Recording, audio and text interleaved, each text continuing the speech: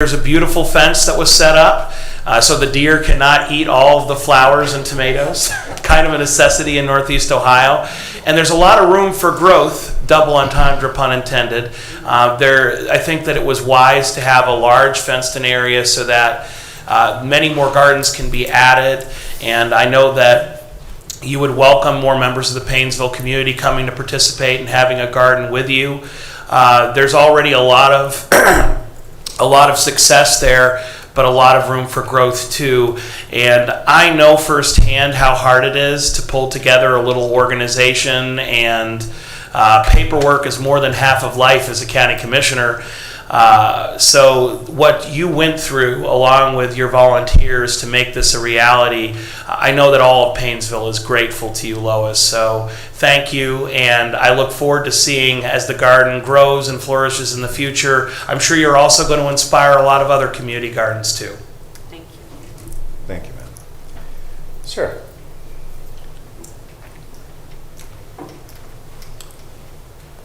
I'm Todd Shannon. I'm the service director for the city of Willock. Unfortunately, Mayor Vanny was unable to attend today, but we want to thank you guys graciously for the ARPA funds, for the help with our sewer system.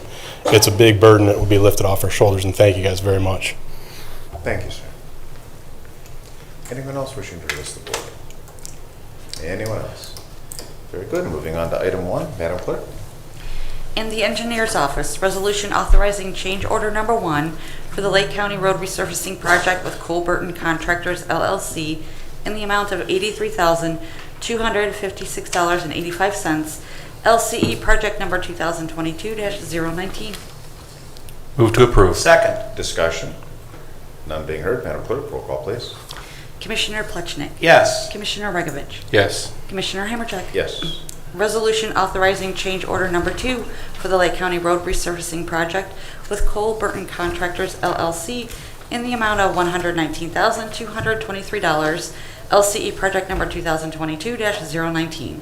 Move to approve. Second. Discussion. None being heard. Madam Clerk, roll call, please. Commissioner Plechnik. Yes. Commissioner Regovich. Yes. Commissioner Hammercheck. Yes. In the Utilities Department, resolution transferring appropriations in Lake County Department of Utilities water, sewer, and solid waste funds. Move to approve. Second. Discussion. None being heard. Madam Clerk, roll call, please. Commissioner Plechnik. Yes. Commissioner Regovich. Yes. Commissioner Hammercheck. Yes. Resolution increasing appropriations and transferring cash within Lake County Department of Utilities Solid Waste Fund and Project Fund 597. Move to approve. Second. Discussion. None being heard. Madam Clerk, roll call, please. Commissioner Plechnik. Yes. Commissioner Regovich. Yes. Commissioner Hammercheck. Yes. Resolution certifying unpaid water and sewer subs and administrative charges to the Lake County Auditor. Move to approve. Second. Discussion. None being heard. Madam Clerk, roll call, please. Commissioner Plechnik. Yes. Commissioner Regovich. Yes. Commissioner Hammercheck. Yes.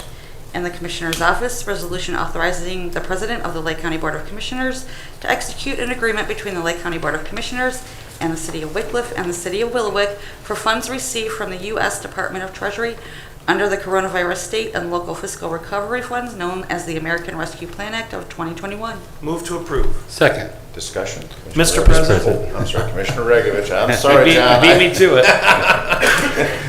Now this is, I want to thank Commissioner Hammercheck too. When I was still Mayor of Willowick, we started this discussion, and this is a, Todd help me, 7-foot diameter ID pipe. Correct. So it's something we can walk through. And every joint is failing, causing sinkholes.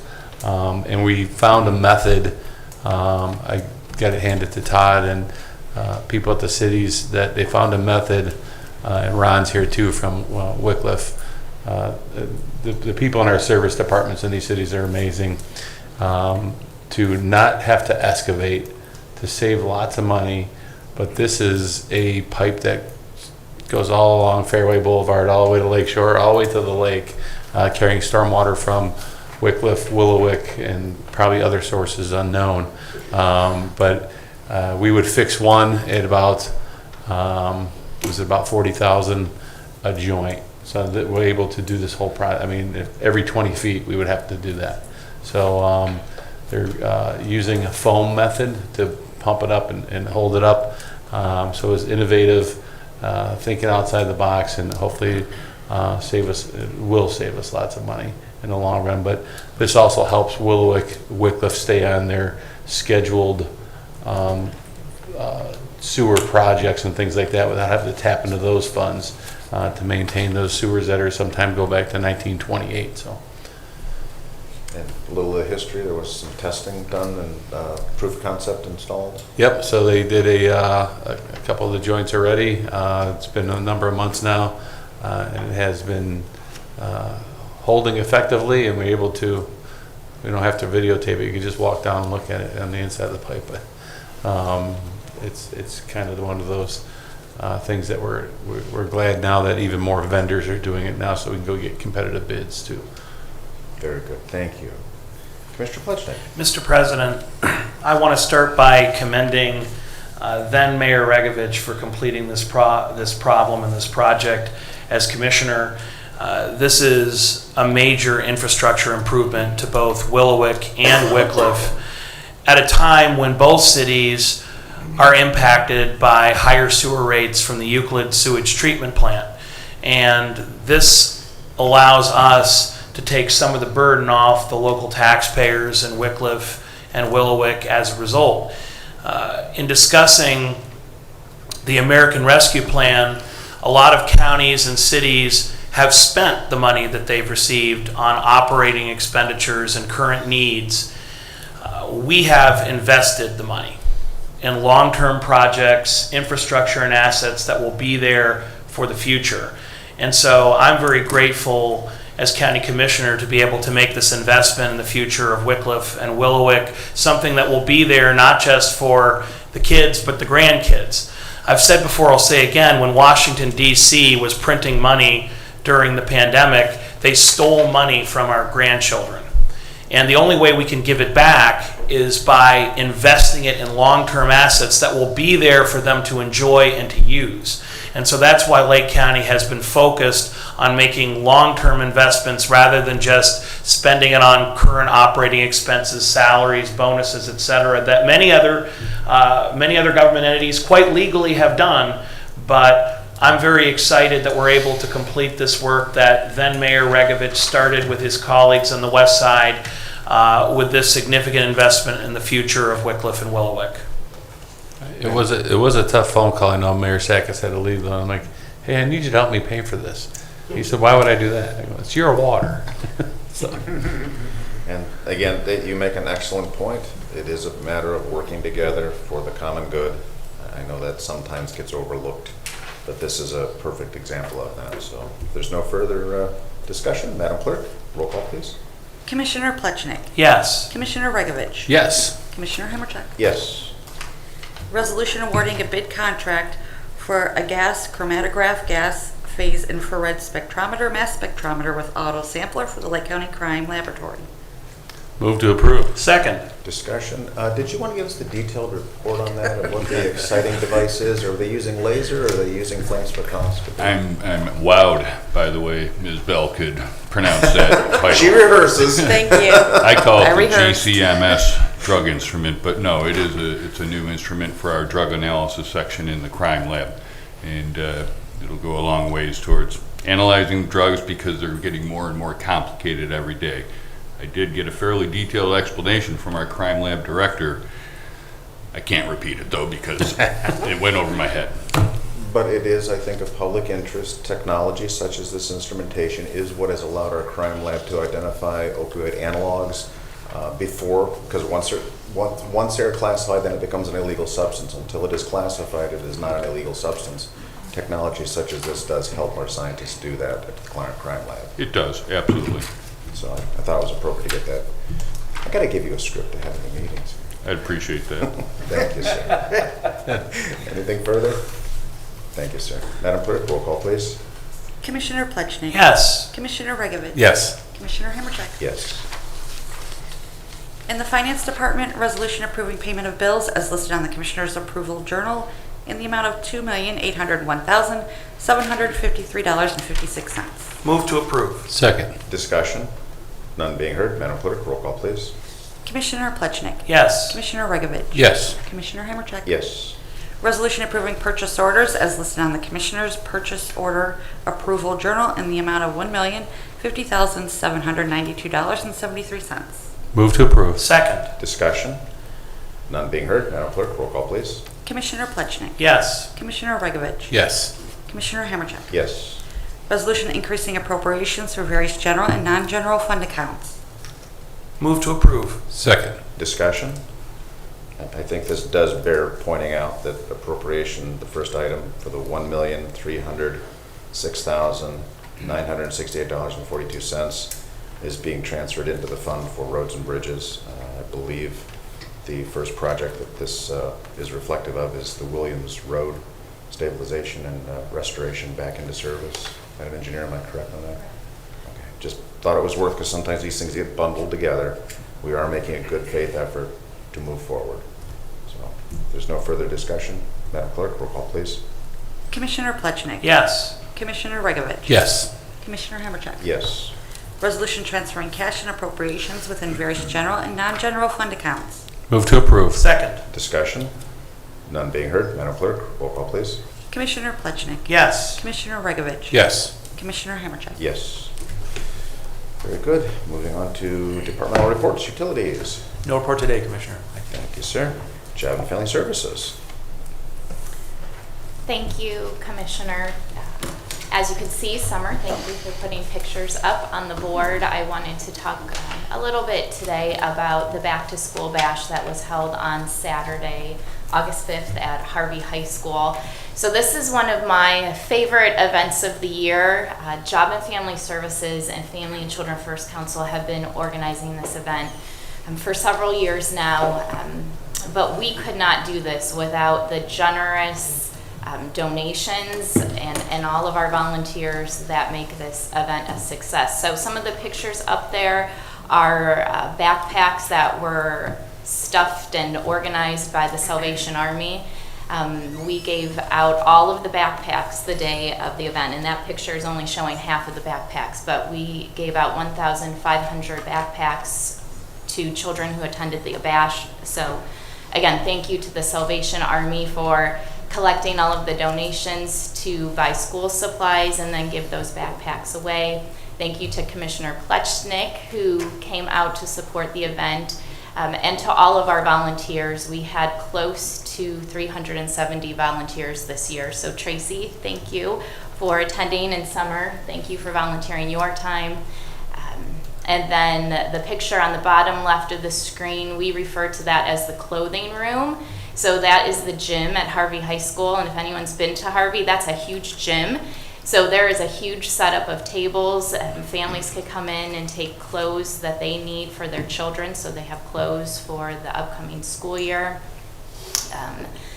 The middle picture on the bottom of the screen is the Colgate bus that came all the way from Chicago to provide dental services to children in our community.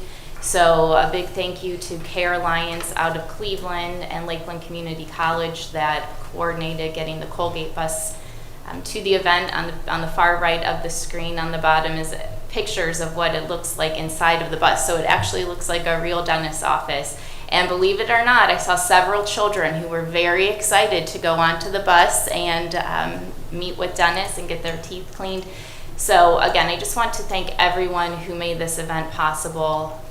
And we had about 970 more individuals attend the event this year than in 2019, which was the last time that we held the bash. It was paused, unfortunately, due to COVID.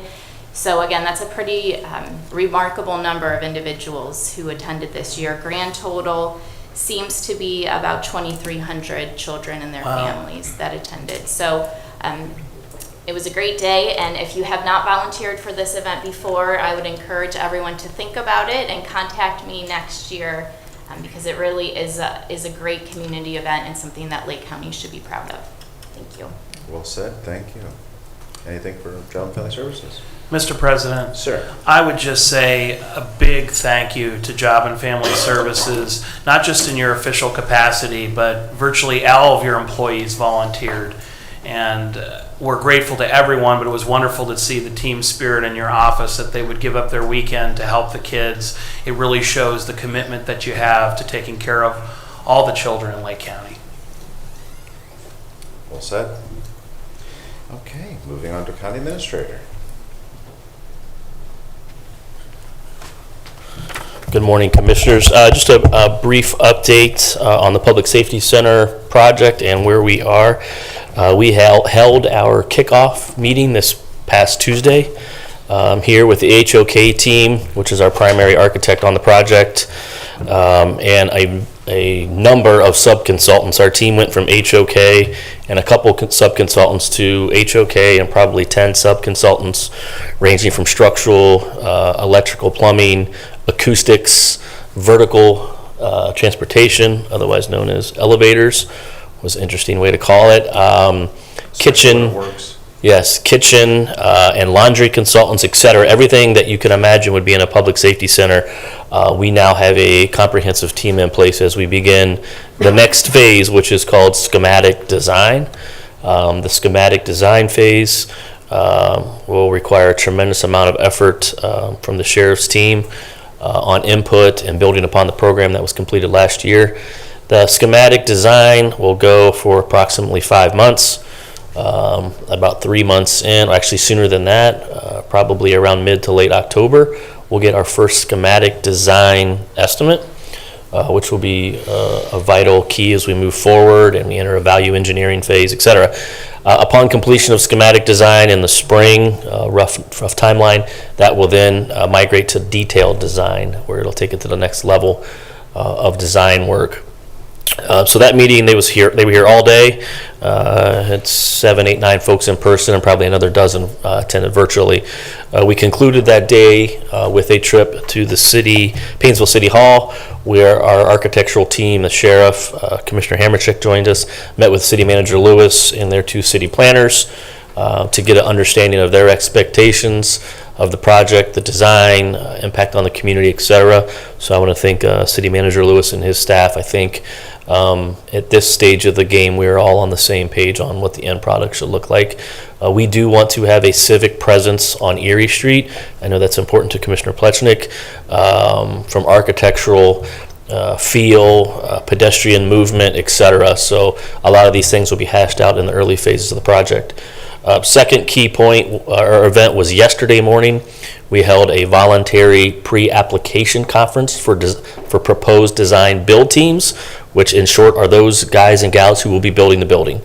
As you can imagine, a project of this scale, 205,000 square feet plus or minus, there aren't a whole heck of a lot of firms that do this type of work.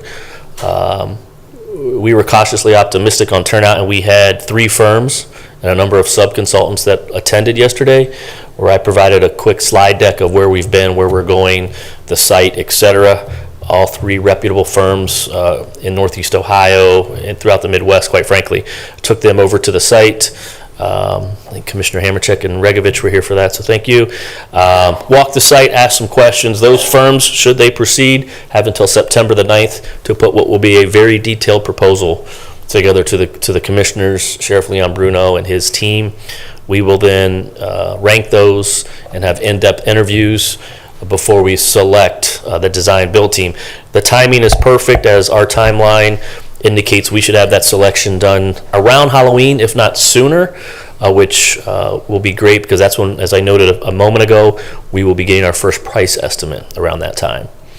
The purpose of bringing the design build team on board at this point is that they will be in the room reviewing the drawings, as these will be the folks who will be building the building, where if they see things that aren't practical, other materials, other methods, they can bounce that information back to the architects, as they will be the ones building it.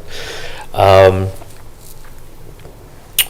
the second point, or the last point, is part of this due diligence schematic design. More than likely, the commissioners and the sheriff's team will probably take a field trip or 2 to look at similar facilities based on the direction that the sheriff wants to move. One in Indianapolis was brought to our attention, and one in Tennessee are probably 2 that we'll consider.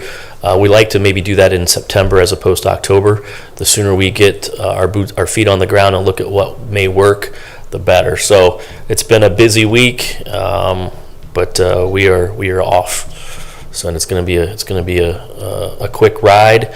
And I've told the sheriff this a number of times. The success of the project, while we are not preparing the plans, we have to continue to meet the timeline set forth by the architects. Because if we delay on a decision, 4 or 5 days, they've got 40 architects, engineers, mechanical folks waiting. And so we have to be, and the sheriff will be absolutely perfect with his team, but we as a group collectively have to be able to make these decisions and keep the process moving. So I'd be happy to answer any questions. Well said. Gentlemen? Mr. President, Sir. I would just say that this is a historic task and challenge for Lake County. Working on the new safety center and jail is the single biggest capital project we've ever taken on. Probably the biggest since the last time the detention facility was rebuilt, revisited. And I'm very grateful for our county administrator's hard work in keeping us on task and making sure that we are acting in a timely fashion, because we have been warned in many different ways and at many different junctures that delay is incredibly costly. Given the rate of inflation, the lead time required to order steel and different mechanical components, a delay can cost millions of dollars. And so it really is our responsibility, while we are thoughtful and deliberative to make sure the choices are being made with all due information, we also have the responsibility to be timely, because we don't want to put off a decision and cost the county $1 million. So I know this is going to be all hands on deck, and I absolutely agree. The sheriff's office has made this their top priority. They have been incredibly responsive in sharing their needs and concerns at each step in the process, and I'm committed to doing the same so that we can get this project done as affordably as possible, while at the same time making sure that this is a one and done, that we get this built well, so the facility is there for the next 50 to 60 years in good operating condition. Yeah, and if I might add, and Commissioner Hamercheck and I have had this chat, they showed a slide Tuesday with long lead items. There's a bunch. Cells, if we go the prefab route, that's not been decided. Generators are up to 14 to 16 months lead time. Elevators, so these are products that our planning up front will yield financial dividends on the cost reduction side, but those are those kind of critical path decisions that come, next spring that we'll need to decide. We've heard Randy and Tracy and Mr. Gills talk about long lead items in their world. We're going to be faced with that on a Uber level. So it's been a long road, and I'm excited for the next step, and we'll see where it goes. Thank you, sir. Thank you. Mr. President, Sir. I'd just like to thank you and the Sheriff's Department, Sheriff Liam Bruno, his team. The amount of thought that's already been put in this and the team that's been put together was very impressive this week. And the detail that we were looking at, which is, practical and, cost saving where we can, and still getting the facility that we want and desire. So I was excited after that meeting that we have very good people in that room. Yeah. And there's a lot of them. So, yeah. And I just for scope, I think I threw out 205,000 square feet. The program that the sheriff's team worked diligently on, that's about 500 beds. But I think just as importantly is I'll call it the soft side, I don't know the right term, Sheriff, but the administrative side of the sheriff's office, which are the offices, detective bureau, all the road patrol, facilities for SWAT vehicles, marine patrol, storage, evidence, adult probation. I know we talk a lot about the jail, the hardened side, but just as importantly, there'll be a whole new administrative component to the Lake County Sheriff's Office. So, and I know that it's going to be a big task on his people moving forward too, to maintain that. So. Yep. Thanks. Well said. Thank you, sir. Moving on, Madam Clerk. The next Commissioners' meeting is scheduled for Thursday, August 17th at 10 a.m. Thank you, ma'am. Legal. No reports, Commissioner. Thank you. And County Engineer. Thank you, Commissioner. Just wanted to give a reminder that the Engineer's Office is hosting a hiring event for laborers, mechanics helpers, and mechanics. and that'll take place tomorrow at our maintenance garage at 550 Black Brick Road between 2 and 5 p.m. And we'll also be there Saturday, beginning at 10 a.m. to 1 p.m. We have hands-on stations, so we ask people to come dressed appropriately, where they feel comfortable climbing up in a loader and a dump truck, so that we can see what they have and what they have to offer us and what we can offer them. Class A CDL or Class B CDL are required for all of our positions that we're hiring for at this time. And a little bit of background, your staffing levels as far as the normal way that, just for example, plowing in the winter, your routes and the staffing levels, where are you at versus where you should be? So currently, we are down about half of the employees that we've had over the last, really over 20 years. But if we look at our 5 years ago, we typically run, in the last 2 years, which is down from where we were 5 years ago, 10 routes on the county road system and 4 routes on State Route 2. With that being said, and then there's 2 shifts that run. So typically we need about 28 to 30 employees. We used to be able to get employees through our temporary agency, and even they are a little short-staffed now. And if they do find people with the Class A CDL especially, they're looking for $35, $45 an hour, which they can get from some of the trucking companies or the big agencies. Unfortunately, we're not able to offer that. We're more in the $20 range for ours. We're competitive as compared to ODOT or some of the other counties, but definitely not the $35 to $45 that they can receive in the private industry. So market forces are impacting your ability to employ the necessary staff. Absolutely. So we're definitely, our target is to find, 10, 15 people that like to come and join our team. We know that's a challenge to find that, but we're hoping that we can find people who are interested in coming and working for us. We're not just a job, we're a career. And so we're hoping that maybe some, especially the young people, will see that. Because right now most come in and they're looking for the quick dollar. And where we're not able to necessarily offer that, we do have the benefits and the long term. Excellent, excellent. Gentlemen, anything else for the engineer? Mr. President, Sir. I only have a motorcycle license, so I'm unfortunately ineligible. Motorcycle endorsement, Gary. It's all good. So, and that's primarily field staff, not necessarily the engineering side of things? No, right now our focus on our hiring event is just through our maintenance garage. So mechanics helpers for us are Class B CDL. Mechanics have a Class A CDL, more experience, especially looking for diesel technicians if we can find them. But we're willing to train. So if we can find the right person who's looking to learn and grow with us, we're looking for them. Very good, thank you. Thank you. Okay, moving on to old business. Do we have any old business come for the board? I think it bears mentioning that on Monday, the Budget Commission did roll out the update from the prosecutor's office regarding the local government fund alternate formula. Our prosecutor has indicated that it is his belief, and supported by staff and case law, that it is not a valid instrument for the distribution of the local government funds. Prosecutor's office is in the process of preparing the necessary submittal to the Attorney General to review the work and hopefully issue an opinion on that. Mayors and managers are working to develop some interest and understanding of what the impact countywide would be.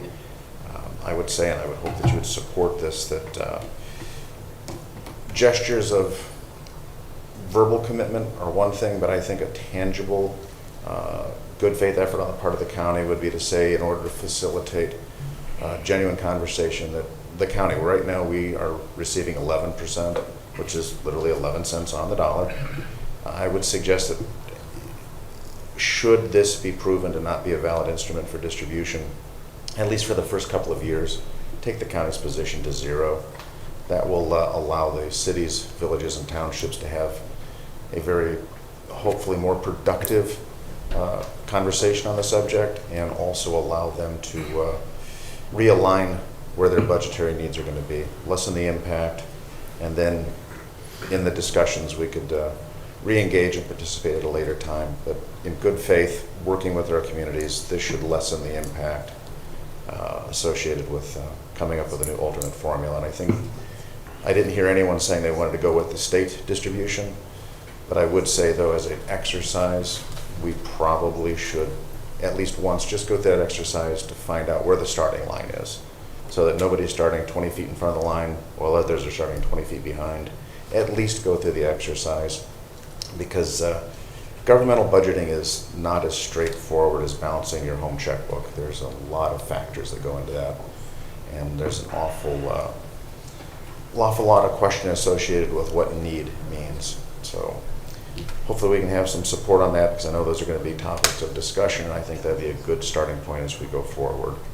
Mr. President? Sir? At this point, I believe everyone's going to be made whole as it sits. The auditor's working on what the impact would be if we went with the state formula. So I don't know that anybody's going to be getting less than what they get right now at this point until we hear back from those agencies and what they're looking for. And I believe the Budget Commission has a plan to move forward and make sure that everyone's involved in the future decision and whatever that formula is. And to be clear, to your point, does not appear to be a desire to depart from the current distribution model. That is waiting for the Attorney General to weigh in on the subject. There does not seem to be any desire to do clawbacks. That would not necessarily preclude a community from filing some action with, I believe, the Tax Commission. I'm going to look to legal on that one. Tax Appeals Board. Tax Appeals Board. So there is a mechanism if a community feels strongly that they are at a disadvantaged position. But as it stands, we are moving forward based on our current distribution, and I don't believe there's any desire or mechanism for clawbacks, so that's also off the table, because I know that was a hot topic the other day too. Okay, is there any other old business to come before this board? Moving on to new business. Do we have any new business? Any new business? Well, I got a happy one that I'd like to talk about. So we had our first Veterans and First Responders event, and I'm really proud to kind of talk this up a little bit, because it's finally been recognized, and it's a national Veterans and First Responders Day. It actually started right here in Lake County, and there was a wonderful event. It was hosted downtown Cleveland. I'm going to bite my tongue and say the Guardians game, but it was submitted by David Knott and the Veterans and First Responders Foundation. This is the kickoff of 2023, and in accordance with the policy set forth and designate a national day, there was a proclamation made that has been certified by the Register of this national day on the calendar. So that was August 8th. Did I get that right? I'm so sorry not having a calendar in front of me. I'm a little embarrassed by this, but that was last Saturday. And this is the part where with technology, it's a wonderful thing. I'm going to say that was the 5th. The 5th. But there we go. The 5th comes in handy in many cases, as the attorney smirks. But that actually was started right here in Lake County. They did have a couple nice little handouts. So, gentlemen, a couple of nice little wristband support devices here. It's Thank you. reflective of stars and stripes and the thin blue line. But in many cases, it's pretty obvious who you see, but it also gets down to, or I shouldn't say down to, because that's really not proper. It also refers to our dispatchers and all the support staff that go into being first responders, because our dispatchers are the ones who get the call in the first part, and they get to deal with the challenges real time right there. So, but it was a well attended. I believe there was almost 400 people in attendance. They had great video talking about the situation. I think there was also a national broadcast and interview. So Lake County's own David Knott, key player in that. I think our United Way's got something coming up this weekend, I believe. So keep an eye out for that. Do we have any other new business? Any other new business? Okay, moving on to our second public comment portion. Anyone wishing to address the board? Mr. Massey.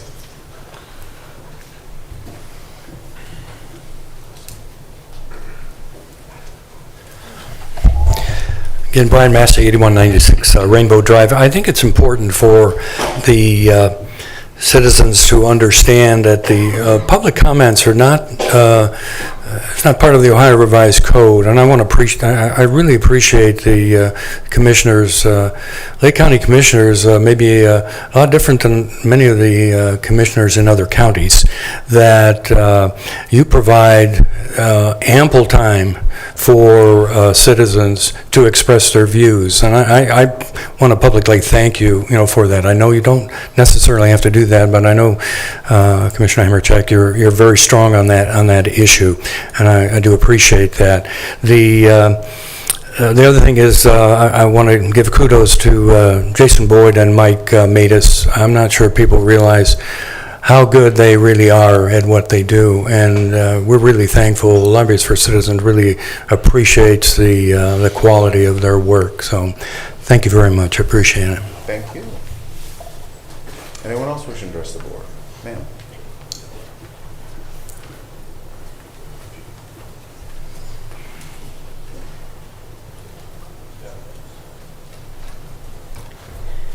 Gilda Spencer, 5580 Ford Road, Madison, Ohio. So my question to you, gentlemen, in the beginning of July, I believed we were talking about the funding for my road, and you expressed to me, if I understood it correctly, that in a few weeks we would have some kind of announcement about the funding. I wasn't able to come last week. Have we done that yet? We did it today.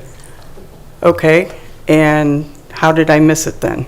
It was bundled, I believe, Commissioner Hamercheck alluded to it, as part of, we put $1.3 million into the fund that will start the projects going. Okay, thank you. So, Just point of clarification, though, that is the cost estimate for Williams Road. okay, that's not my road. Just to be clear. Okay, Yeah, you're not on Williams Road, you're Ford Road. I think, right, Ford Road. So is Just there, wanted to be clear. so is there funding for Ford Road then now? We're Or just Williams Road? We're waiting for the engineer to return on Monday and finish the rest of that funding to move forward. Okay. So if I come next week, you might know? We might. I'd like my Thursday mornings off again. So, thank you very much. Ma'am, thank you for your time. Anyone else wishing to address the board? Sir? Hello, I'm Ron Strasser. I'm the service director for the city of Wickliffe. I know the mayor was up here and everything, but I do want to reiterate, we're overly extremely grateful for this project that we're putting together with the city of Willowick. It's so hard as a service director, when I even brought this original problem to my council, to go to council and say, hey, I need a bunch of money for the city of Willowick to fix their sewers. They were like looking at me like, oh, no, this and that. We went back through legal things where, the city of Wickliffe actually paid for the original installation of the sewer, and, who's responsible and this and that. But I mean, just the fact that we're getting this money from the county, I just wanted to say thank you to all of you, and especially Commissioner Regovich, because I know he was in it from the beginning. We did put a lot of work into this. I know we went for some trial things and stuff like that. I hope this works out, and I hope it's a, it's a cure-all, and some cost savings in the future too with this new innovative technology, and I just wanted to say thank you to all you guys. Hey, Ron, while you're up there, Ron, how far back was that agreement? 1952 or something like that, I think it was. Yeah, it was in the early 50s when they originally put it in. And it's hard to go to a resident and say, hey, we're going to spend $300,000 to fix City of Willowick sewers. I mean, it's just, it's hard. That's a hard sell, And I'm sitting there thinking when it first came up, and like, geez, and we had our engineering firms involved and everything, as you well know, So I did I did want to say thank you guys. Appreciate it. Thank you.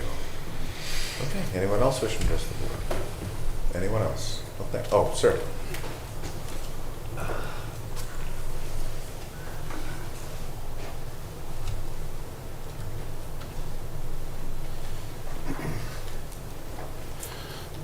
I'm Chris Weiss from Leroy.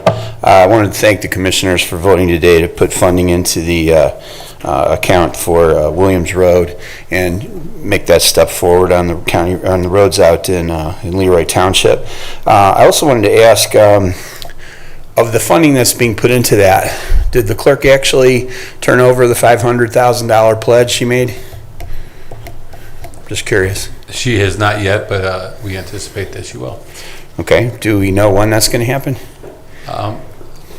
It'll happen depending on what happens with our agreement with the engineering returns. There's a couple other formalities we need to go through, and if we are going to bond that, which we intend to do, then that money will come in as the bond payments are due. Okay, so it's not going to come in for quite some time, possibly, into the future. Okay, so on that note, I'd like to ask the commissioners once again to take the step to invoke a disagreement on the surplus funds the clerk continues to want to pledge, and have the County Budget Commission look at the entirety of those funds, which I'm told are well in excess of $5 million, and then determine what's the best use of those funds for the county's needs, okay? I don't have any problem with the county using money to fix roads or to build a range for the sheriff's department, which also begs the question, did the $300,000 that was pledged for that from the clerk's office get put into the general fund so that it's available for that? And by the way, I think the pledge initially was $350,000, was made out at C4 at a public event, and then I heard the clerk say here in this room that it's now $300,000. So I'd like to know what the amount is, and did the money get put in the general fund as she pledged? We'll get back to you on that. I don't know the finality on that. Jason, do you recall if that transfer has taken place? Okay. We're going to have to check with finance to see if Okay. it can move through. So, sorry, sir, we don't have that at our fingertips. No problem. So we'll look for that in the future. Once again, like I said, I'd really like to see the Budget Commission look at that surplus. I know that it was brought up a while ago that at some point in time, a new records facility for the courthouse will need to be constructed, and I believe the numbers were several $1 million for that. Once again, if there's $5 million sitting around that could be spent and it can be used directly for the clerk of court's office and the court's benefit, why not proceed on that? On the alternate funding plan, as a citizen, I would like to see what the statutory plan is and see how that compares to, what's been going on. And I would ask that, although the Commissioner Hamercheck, you've basically said to roll that back to zero for the county, I'd really like the county and all the stakeholders to take a really hard look at that money in light of the budgetary need for the jail. I would personally, as a citizen, like to see all of the political subdivisions, the cities, the townships, the villages, step up to the plate and make some sacrifices to put money out of that alternate funding plan towards the jail to help come up with a financial solution for that. Finally, I wanted to talk, this issue with the books in the schools and all that. I want to thank Ms. Osborne for her comments and also Mr. Massey for his efforts. There once was a time before the left woke LGBTQ movement gained emergence into the public consciousness like they have today, where people of common sense, they just knew what was appropriate to have in a school and what wasn't, okay? We could go back to the 50s, and I don't think any school board in the 50s would have allowed Playboy magazine to be in the school library. I don't think that school boards of the 70s and the 80s would have allowed Hustler magazine or any of the Larry Flint spectrum of publications to be in there. So today, we are now looking at books that depict, they not only speak of explicitly, but they depict graphically sexual acts that, have no place in a school, whether they're heterosexual or otherwise. And I disagree with Ms. Osborne. Although I'm not a book burner, I don't feel that books that of that nature should be on the bookshelves in the school library. If they must be there, they should be in a restricted area where the parent would have to come in and sign the book out, and not a child. Okay, that's my position as a citizen and also as a candidate. Thank you. Thank you. I think it bears stating that, just come on up, Ms. Osborne. I think we've taken the position regarding pornography. You know it when you see it. I know Commissioner Plechnik had the genesis of that phrase. If you want to give the history of where that one started, it makes sense. It was true then, it's true today. I'll defer to the resident. Thank you, sir. Ma'am? I'm Lois Osborne. I live at 334 South St. Clair Street in Paynesville. I've been an educator my entire life, and I retired with 30 years in the system at both the high school level and the college level. But I taught more than that, actually, part-time when I didn't get the STRS credit for that. So I would like to address both gentlemen who have spoken about this issue.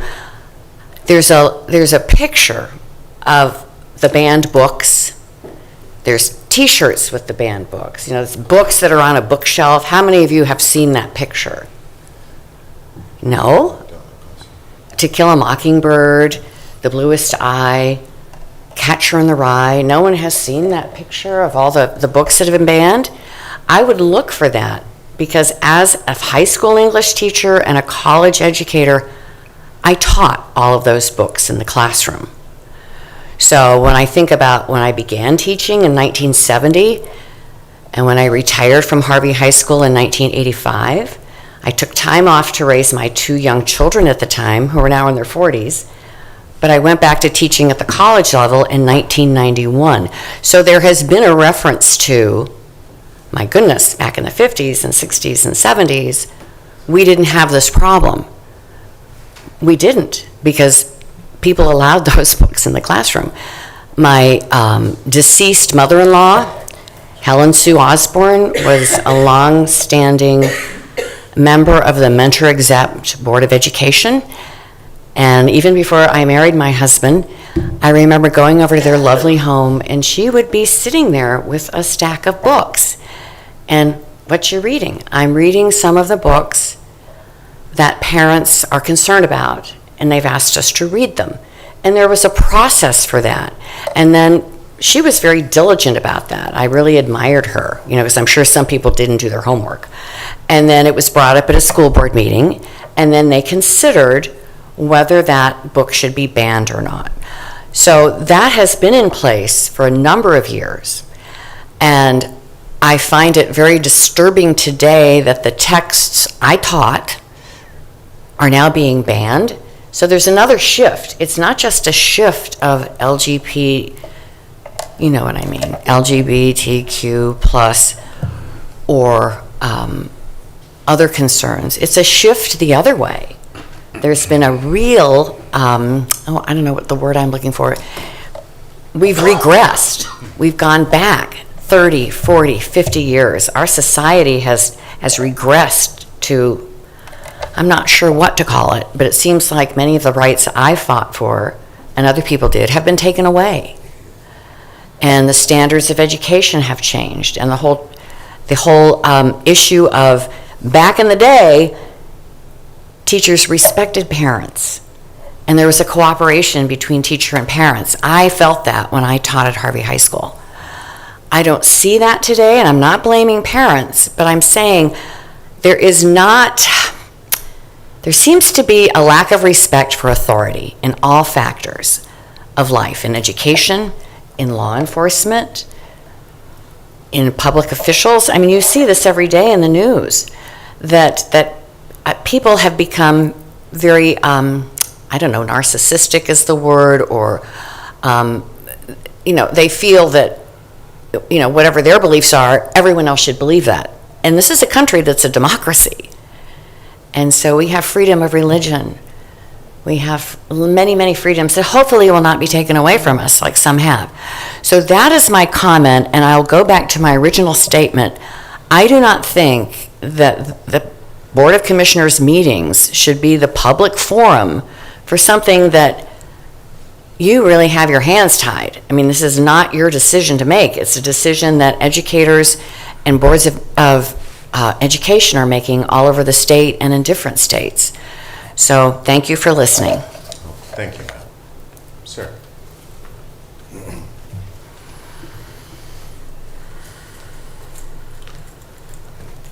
I wasn't going to comment. My name is Michael Paul, 7665 Menor Avenue, Suite 325. But I will take notion that on raising my child, it's the parents' place, not the educators, okay? That's what World War II Adolf Hitler stated was Gestapo. It's the role of the educators, not the parents. So nobody's going to take the parents' rights away from their kids. Number two, you want to talk about lack of respect, commissioners, Lake County. I'll tell you about lack of respect about these books. I fought in Menor to keep a book out by Colin Kilpatrick. Excuse me if I didn't mention the name right. A book that my daughter brought to me from the school library that said police officers were pigs, criminals. An author who also wears clothing that shows pigs dressed as police officers and law enforcement. You want to talk about lack of authority? Okay. Lastly, I'll tell you something else. My daughter also brought me a book that she didn't read from in her school library. And you know what it stated? How Daddy laid down with me and showed me his special love. That's called pedophilia, okay? That's a crime and it's disgusting. I get it. I even took the book to my openly gay cousin, who's very good with my family and we love each other, okay? And you know what he even said? It's criminal. So don't make pedophilia a lifestyle thing. Under my America, it'll never be a lifestyle pedophilia. It's disgusting. It's sick. We fought too long in the world to keep kids safe. And now these educators want to sit there and say, well, they're book burners. They have a lack of authority. They have disrespect for authority. We don't. We follow the law, and so should the educators. Thank you, commissioners. Thank you, sir. Mr. Massey.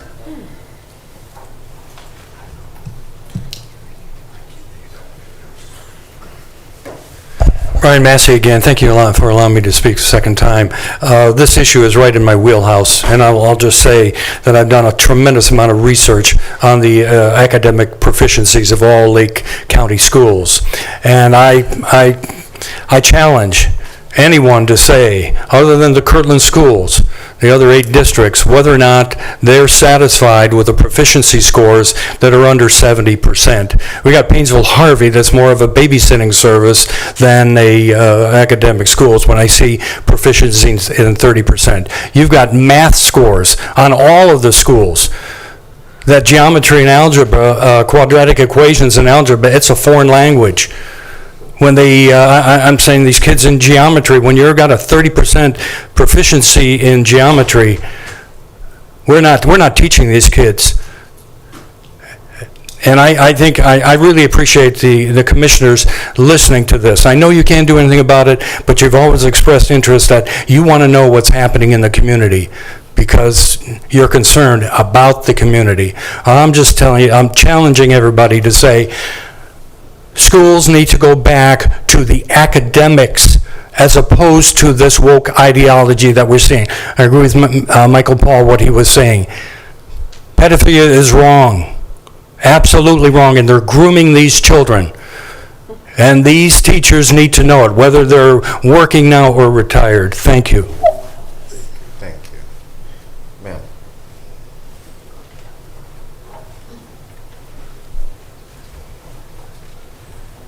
Tammy Gaber, 6023 Ford Road.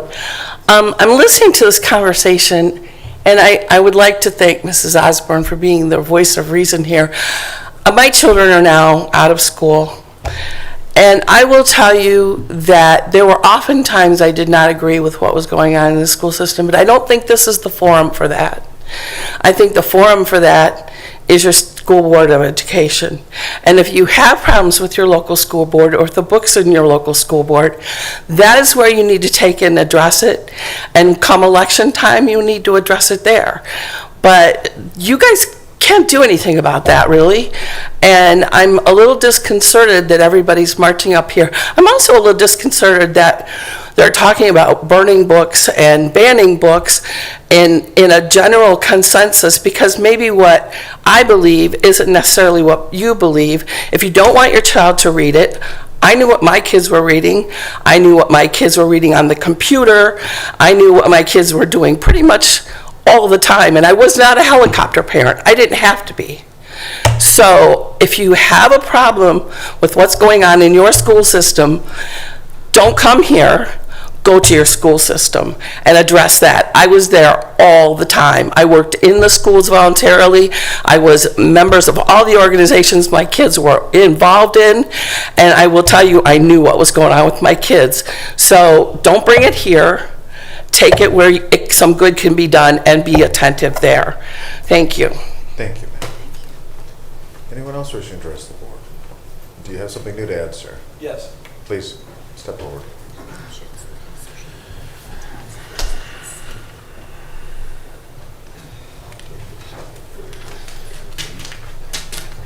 Yeah, I'm sorry, I can't help but to rebut the disingenuous spin Mrs. Osborne placed on this book situation. The Catcher in the Rye and To Kill a Mockingbird are considered American classics, classics of American literature. Yes, they're controversial. Yes, there was a lot of hoopla about them when they came out back in the day, but we're not talking about the same thing here. We're talking about books that depict graphic sexual practices. And again, it doesn't matter if they're heterosexual or non-heterosexual. They don't have a place in our schools. They should not be accessible to students of any age, okay, without their parent having to come into the school and sign the book out. And preferably, they shouldn't even be in the school at all. I do agree with the other lady who spoke that said, you need to bring this up at the schools. I appreciate that the commissioners allow such freedom of expression, because when you come to the Riverside School Board meetings, you're allowed exactly 3 minutes and then they shout you down, okay? I would invite every citizen who cares to come to school board meetings and exercise their 3 minutes or whatever time.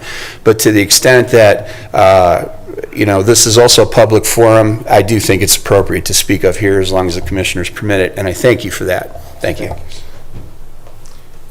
Ma'am, I trust you have something new to add? I do have something new to add. Thank you, ma'am.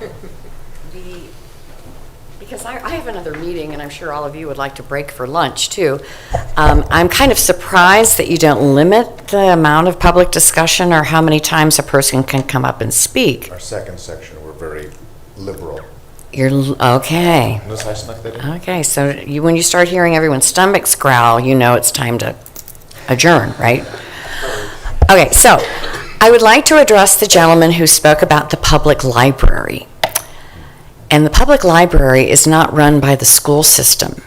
And the public library came into our country because of really wealthy industrialists who kind of used the workers to make all that money during the Industrial Revolution. And some of them, like Andrew Carnegie, gave millions of dollars to establish public libraries because public education was very important. Back during slavery, slaves were not taught to read. Well, why not? Well, with reading comes knowledge. So we're trying to keep people educated.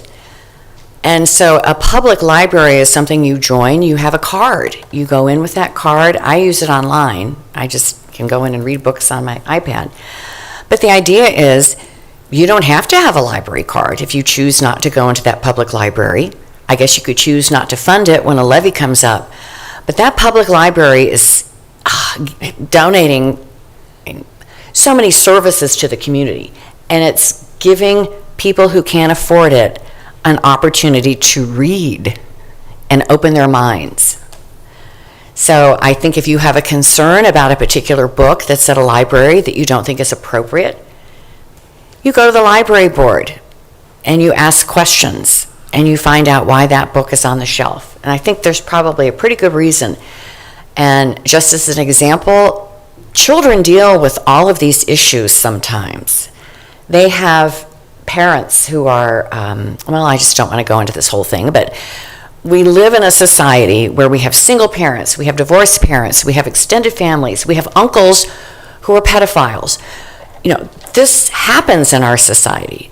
And so people who are authors, children's authors, have written books trying to help explain this. So we're not just reading Dick and Jane Ran Up the Hill. Or, I don't think it was Dick and Jane. Who was it? Jack and Jill. Anyway, so the idea is they are writing books, and these are by psychologists, child psychologists, people who are very, very concerned about how children grow up and how they develop and how they kind of break a cycle of abuse, or they can break a cycle of poverty by reading books and going to school, getting a scholarship to go to college.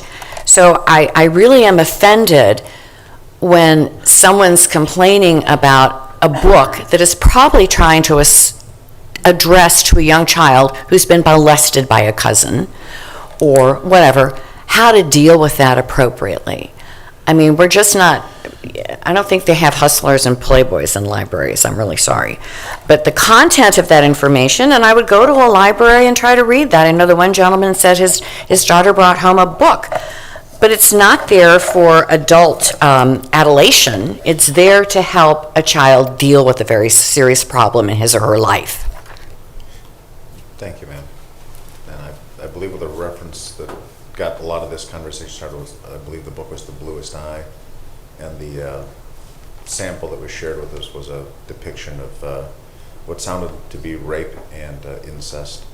So that was the context of what started this a few weeks back in previous meetings and started it again today. Could I just add one other comment? Yes, yes. That is the book. You're off microphone, ma'am. I'm sorry. Okay. So if you could just hold your thought for just a moment, please. Oh, come on up. You're good. You're good. Toni Morrison was born in Lorain, Ohio. I don't know if you know that. And she has... That's the author of The Bluest Eye? That's the author of The Bluest Eye. And she has won Pulitzer Prizes. She has won the Nobel Peace Prize.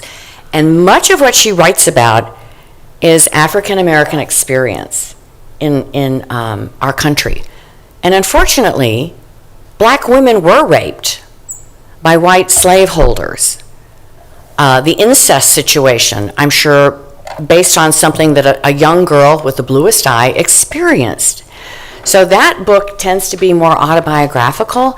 And so when you realize where Toni Morrison came from and lived through to become what she is today, I think she died, I'm not sure. That book teaches a very valuable lesson to anyone who reads it. African American, white, whatever. So I'm sorry that the people can't see through that they can't see through and empathize with the narrator who was writing about that experience. But these things happen in our society, and I just don't think we can go back to, I hate to use the word book burning, but banning books like authoritative countries did and just, put them out on the street and blew them up and burned them. I don't think that's where we want to go as a country. Thank you. Thank you, ma'am. Anyone else wishing to address the board? Sir. Good morning. John Mara, 39 Minnewawa Drive, Timberlake. I guess I have to chime in. Again, the books, we don't want the books banned. We just want them vetted. I believe that it should be age appropriate, and these type of books don't belong in elementary schools, or some of them even in high schools. So we're not asking to ban anything. Everything's open, but please, just we want them vetted. That's all. Thank you. Thank you, sir. Mr. Music, I believe you wanted to speak. Thank you, Mayor. John Music, 45 Country Drive, Painesville Township. I go to my school board meetings. I've contacted and worked with the OSBA members. And the NSBA members, remember the NSBA said, we have 3 minutes at Riverside to talk. The NSBA said, if you're a person, you should be investigated as domestic terrorists and so forth and so forth. Well, then the Ohio State School Board terminated their contract with the NSBA and went to consortiums with state school board associations. I called the Department of Education. And I could go into a lot. People say they haven't done your research. First of all, we live in a constitutional republic. If you look at the Constitution, the democracy is never mentioned. Article 4, Section 4 says each state will have a republic form of government. And the thing about it, do your research and do your homework and go to the school mornings. And remember this, November election, there's a lot of school board members up. And follow the votes when you go to your school board and see how each one votes on various things. And the thing was, like I said, November, there's a lot of school board. I just got the latest copy of what's on the issues and the candidates for the November election. I just picked it up this morning from the Board of Elections.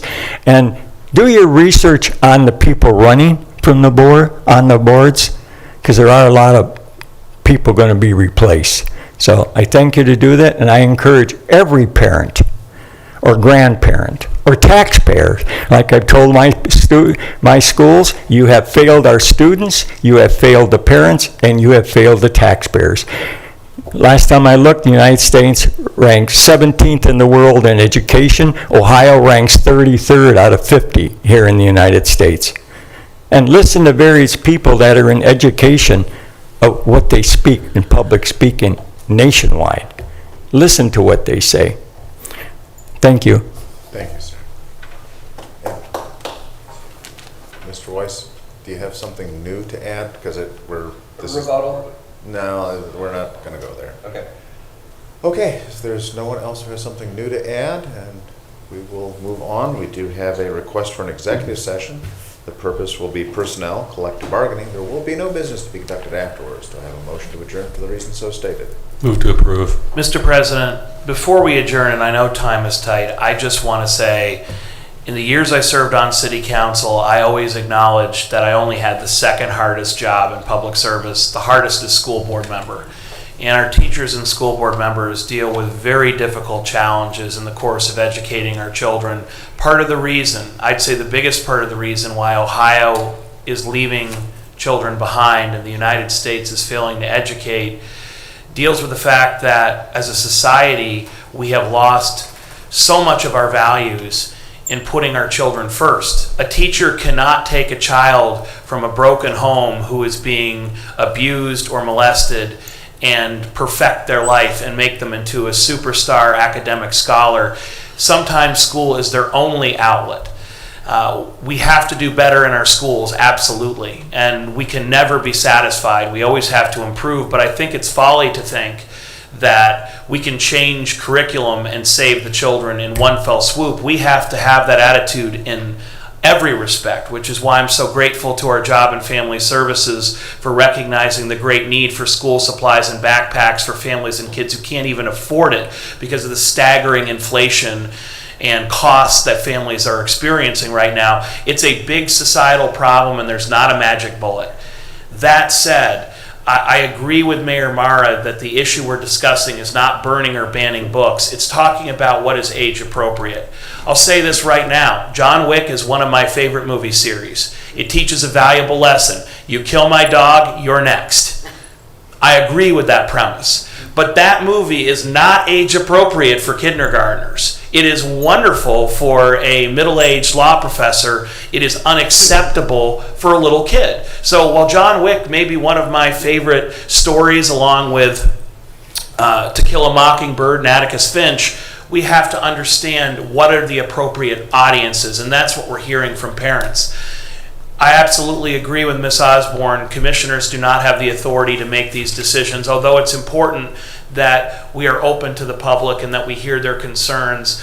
In many ways, every public meeting becomes a format where the issues in the community are vetted and vented. But at the same time, her encouragement for you to go to school board meetings, we have to agree with that, because ultimately your school boards are going to make these critical decisions. I'm aware that Mentor does have a process for vetting books where a committee reviews them, the school board votes, but unfortunately that committee doesn't meet over the summer. And so a lot of parents are very concerned that that vetting won't happen in time for the beginning of the fall semester. And so there are legitimate concerns that are being aired in the various school districts. There are some incredible authors who talk about very difficult lived experiences, yes, but at the same time, we cannot normalize certain behaviors. And a child is not capable of discerning whether this is autobiographical, whether there is a broader context, whether it's an ironically or sarcastically stated situation. A child is lost at the picture, is lost at the statement. Maybe in college, these books may have some literary value. Maybe, that's a debate that can be had.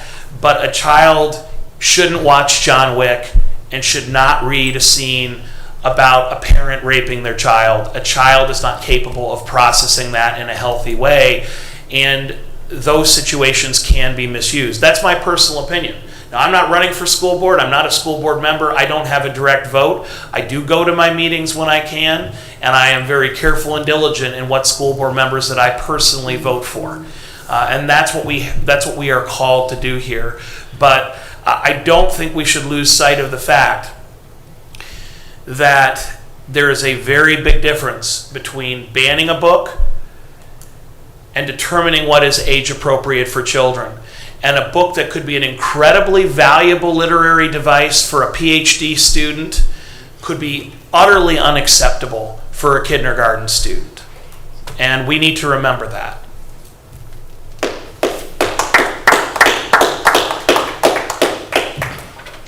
So I'll second the motion to adjourn into executive session for the purpose of personnel collective bargaining. No business will be conducted afterwards. Madam Clerk, roll call, please. Commissioner Plechnik. Yes. Commissioner Regovich. Yes. Commissioner Hammercheck. Yes. Thank you for joining us today.